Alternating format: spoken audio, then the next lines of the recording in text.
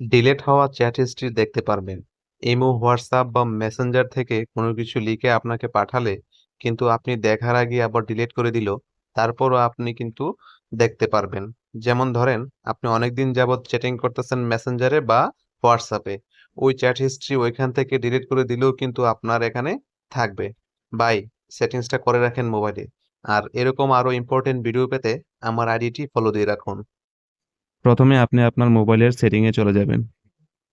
সেটিংয়ে যাওয়ার পর উপরে সার্চ বারে আপনি লিখবেন নোটিফিকেশন হিস্টোরি।